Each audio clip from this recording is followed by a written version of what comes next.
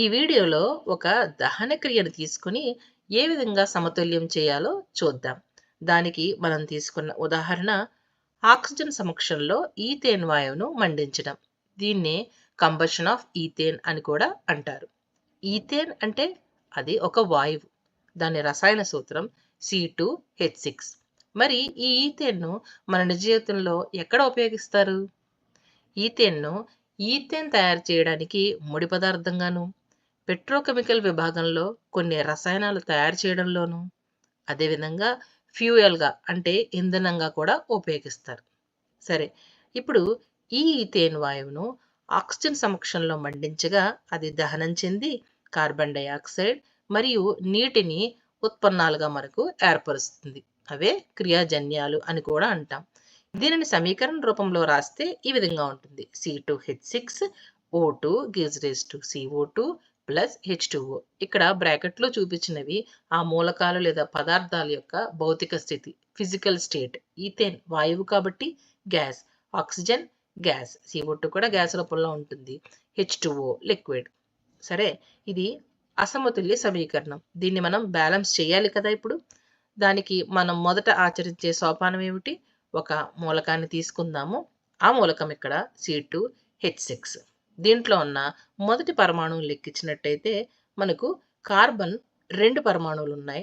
అలాగే హైడ్రోజన్లు 6 పరమాణువులు ఉన్నాయి. ఎక్కడ? జనకాల వైపు. ఇవి క్రియాజనకాలు, ఇవి క్రియాజన్యాలు, రియాక్టెంట్స్ అండ్ ప్రొడక్ట్స్.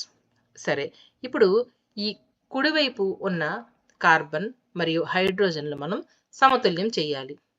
ఇక్కడ 2 ఉన్నాయి, ఇక్కడ 1 ఉంది. దానికోసం మనం ఏం చేయాలి? కుడివైపున ఉన్న కార్బన్ డయాక్సైడ్ను 2తో అనే గుణకంతో గుణించాలి. తర్వాత హైడ్రోజన్ను సమతుల్యం చేయడం కోసం ఇక్కడ 2 ఉన్నాయి, ఇక్కడ 6 ఉన్నాయి. ఇక్కడ 6 కావాలంటే మనం H2Oను 3తో గుణించాలి. ఇప్పుడు సమతుల్యం చేసాం. దేనిని? కార్బన్ని, అలాగే హైడ్రోజన్ని. ఇక్కడ 2, ఇక్కడ 2, ఇక్కడ 6, ఇక్కడ 3 × 2 6 హైడ్రోజన్లు సమతుల్యం చెందాయి. కుడివైపు అయింది. ఇప్పుడు మనం ఎడమ వైపుకి వస్తే ఆక్సిజన్ను సమతుల్యం చేయాలి. ఇటువైపు ఆక్సిజన్లు ఎన్ని ఉన్నాయి? మనకు 2.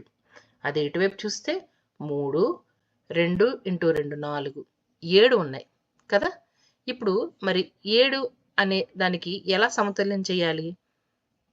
ఈ ఆక్సిజన్ 2ను 3.5 అనే గుణకంతో గుణిస్తే మనకు ఇక్కడ ఏమవుతుంది? 7 ఆక్సిజన్లు రావడం జరుగుతుంది. 3.5 × O2. కానీ ఇక్కడ మనం గుర్తుపెట్టుకోవాల్సిన ఒక ముఖ్యమైన విషయం ఏంటంటే, మనకు ఈ గుణకాలు అనేవి దేన్ని సూచిస్తాయి? పదార్థం లేదా మూలకంలోని అణువులను కదా. ఈ అణువులు అనేవి ఎప్పుడూ కూడా మనం పాటించే సోపానాల్లో ముఖ్యమైనది. ఎప్పుడూ కూడా ఇవి పాయింట్లలో, ఫ్రాక్షన్లుగా, సగభాగాలుగా ఉండకూడదు. అందుకే వీటిని మనం ఎప్పుడూ పూర్ణ సంఖ్యలుగానే రాయాలి. ఇప్పుడు 3.5ని పూర్ణ సంఖ్యగా రాయాలంటే 2తో గుణిద్దాం. 2తో గుణించినప్పుడు ఏమవుతుంది? మొత్తం ఈ సమీకరణం అంతటిని కూడా మనం 2తో గుణించాల్సి వస్తుంది. ఎందుకంటే ఇక్కడ కూడా మారతాయి కాబట్టి పూర్తి సమీకరణాన్ని మనం 2తో గుణిద్దాం. ఇది దేనికోసం చేస్తున్నామో, మూలకంలోని అణువులు మనకి ఫ్రాక్షన్స్లో, డెసిమల్స్లో, ఇట్లా పాయింట్లలో ఉండకూడదన్నమాట. దానికోసం ఇప్పుడు ఈ సమీకరణాన్ని 2తో గుణిస్తే వచ్చేది 2C2H6, 2 × 3.5 7O2, 2 × 2 4CO2, 2 × 3 6H2O. ఇప్పుడు మీరు లెక్కించి చూడండి. కార్బన్లు 4, ఇక్కడ 4, హైడ్రోజన్లు 12, ఇక్కడ 12, అలాగే ఆక్సిజన్లు 14, ఇక్కడ 6 × 1 ఆక్సిజన్ 6, ఇక్కడ 8, మనకు 14 ఆక్సిజన్లు. ఈ విధంగా ఈ సమీకరణాన్ని మనం సమతుల్యం చేసాం.